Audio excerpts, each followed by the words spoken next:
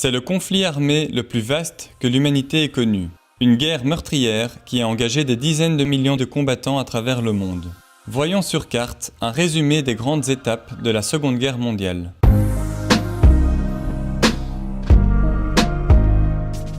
On commence à la sortie de la Première Guerre mondiale.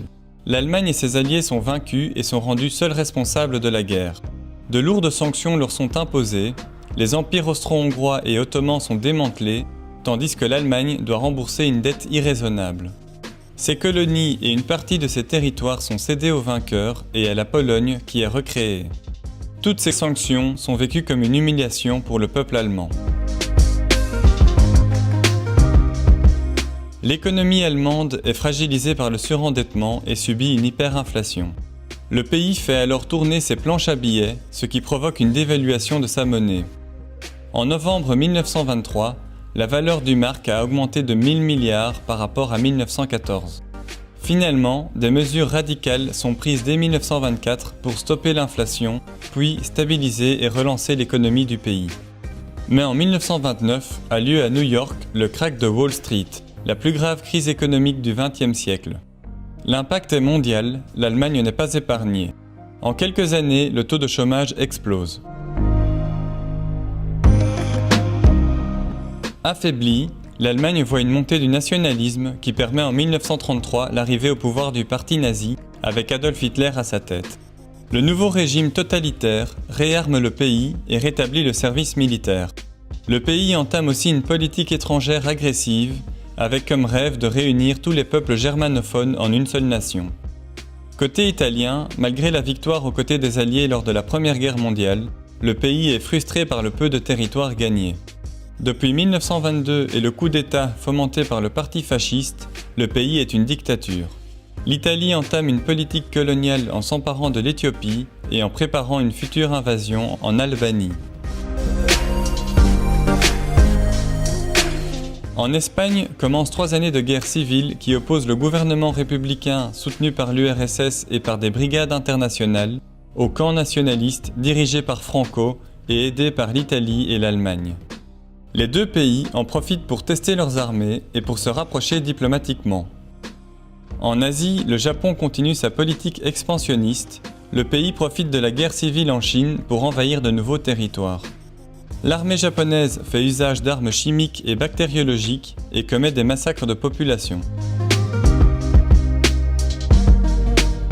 L'Allemagne est maintenant assez puissante pour commencer son expansion territoriale. Elle annexe d'abord l'Autriche avec l'appui du parti nazi local. Ensuite, l'ouest de la Tchécoslovaquie est envahi. La République slovaque devient un État satellite allemand alors que la Hongrie se rapproche diplomatiquement. Après l'occupation d'un bout de la Lituanie, le pays signe un pacte de non-agression et un plan de partage de l'Europe avec l'URSS, puis s'attaque à la Pologne. C'est l'invasion de trop pour le Royaume-Uni et la France qui lui déclarent la guerre, marquant le début de la Seconde Guerre mondiale. Bien que les forces allemandes soient concentrées à l'est, les troupes alliées ne prennent pas d'initiative à l'ouest. La France et le Royaume-Uni tentent plutôt de couper la route stratégique du fer qui passe par la Norvège et qui fournit en grande quantité l'industrie militaire allemande. L'Allemagne réagit en envahissant le Danemark et la Norvège. Le pays s'empare ensuite en quelques jours du Luxembourg, des Pays-Bas et de la Belgique. Sa nouvelle stratégie militaire appelée le Blitzkrieg consiste à concentrer ses blindés en un point afin de désorganiser les défenses adverses. Face à la domination allemande, les forces britanniques battent en retraite, tandis que l'armée allemande fonce sur Paris. L'armée française est vaincue et un armistice est signé avec le nouveau gouvernement du général Pétain. L'Allemagne occupe le nord et l'ouest du pays et laisse le reste et les colonies françaises sous le contrôle de Pétain qui collabore. Ainsi, l'Allemagne a indirectement la main sur les colonies sans devoir y envoyer d'armée.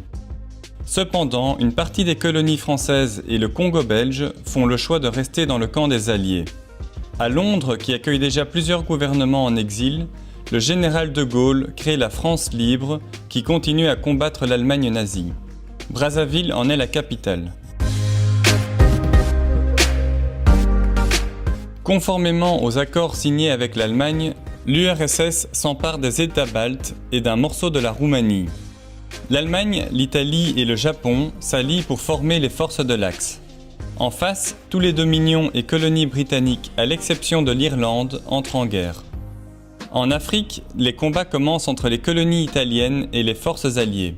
Alors qu'en Europe, malgré les bombardements aériens massifs sur les villes britanniques, l'Allemagne ne parvient pas à soumettre le pays. Hitler change alors ses plans, il veut maintenant envahir l'URSS. Mais le plan est retardé par l'Italie qui échoue à envahir la Grèce et qui recule désormais face aux Alliés. Après l'adhésion de la Hongrie, de la Roumanie et de la Bulgarie aux forces de l'Axe, les armées allemandes partent vers le sud pour envahir la Yougoslavie et la Grèce. Un peu partout en Europe, la résistance s'organise sous différentes formes. Il arrive que la population organise des grèves, des manifestations ou qu'elle protège des personnes recherchées. Certains groupes mieux organisés font de l'espionnage pour les Alliés, organisent des sabotages ou impriment des journaux de résistance. En Europe de l'Est, de véritables guérillas mettent à mal les forces de l'Axe. En Yougoslavie et en Grèce, des groupes résistants communistes et royalistes s'affrontent même entre eux. L'Allemagne n'est pas épargnée par la résistance anti-nazie. Certains tenteront d'assassiner Hitler, mais échoueront.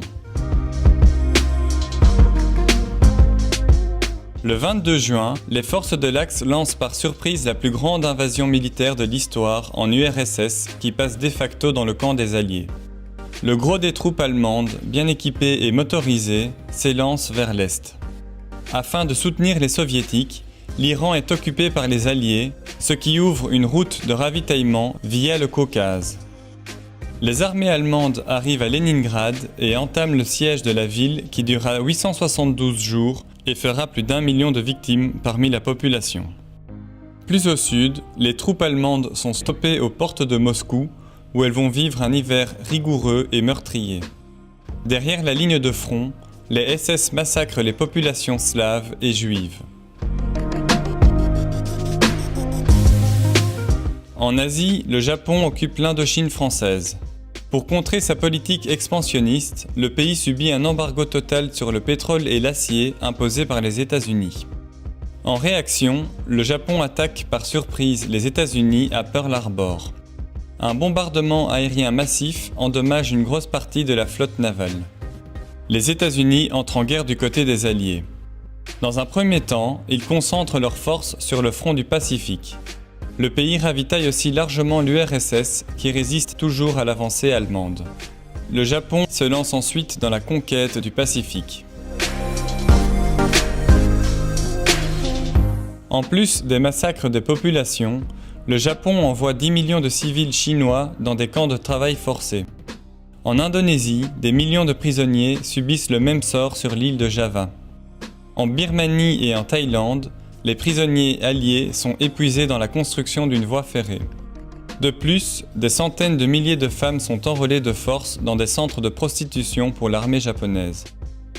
En Europe, des camps de concentration et d'extermination sont construits pour massacrer entre autres les juifs, les résistants et opposants politiques, les tziganes, les homosexuels et les personnes handicapées.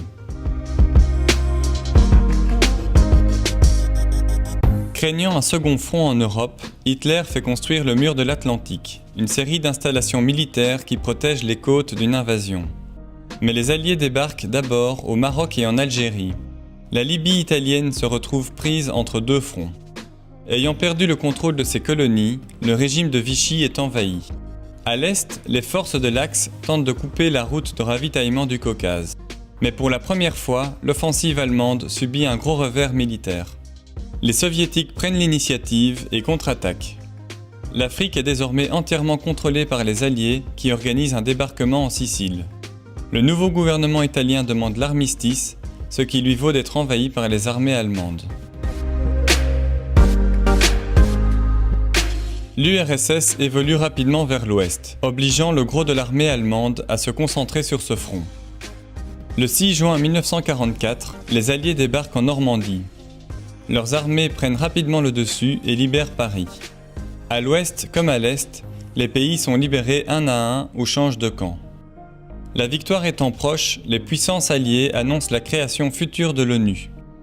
Les pays qui auront déclaré la guerre à l'Allemagne et au Japon y seront admis pour la conférence fondatrice, ce qui déclenche une vague de déclarations de guerre, mais sans grandes conséquences.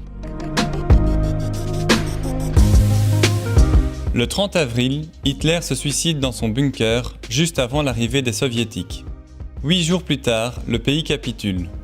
Les États-Unis et l'URSS unissent ensuite leurs forces pour en venir à bout de l'Empire du Japon.